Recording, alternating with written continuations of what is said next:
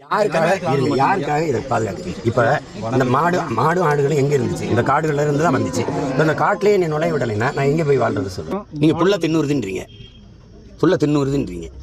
நீங்கள் மலையை கல்குவாரின்னு வெடி வச்சு தகர்த்து நொறுக்கி வண்டியாக ஏற்றிட்டு போறீங்கள, அதில் மலை பாதுகாப்பாக இருக்குது. என் மாடு ஆடும் போய் ஓரத்தில் 2 புல்ல பிடிங்க திங்கிறதுல அழிஞ்சிருதா? அது சாதாரண பாமரன்னு கூட இந்த கேள்வி எழுமே. இதையும் ஆட்சியாளர்களுக்கு தோணல.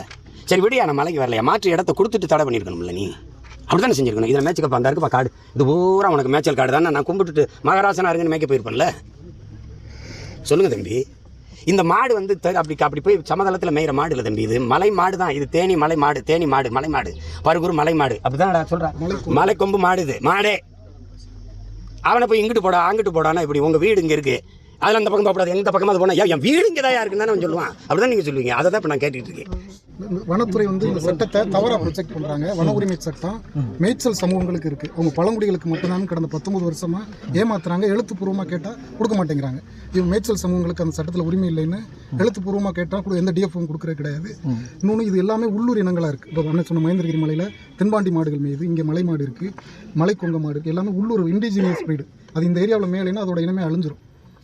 அதை வந்து ஏன்னா இவன் தம்பி இளஞ்செழியன் இதே வேலையாக இருக்கான் படிக்கிற காலத்துலேருந்து. அகில உலகம் பூரா போய் பேசி இதுக்கு சம்மந்தமாக உலக நாடுகள் ஐநா வரைக்கும் கொண்டு போய் சேர்த்து வந்திருக்கான்.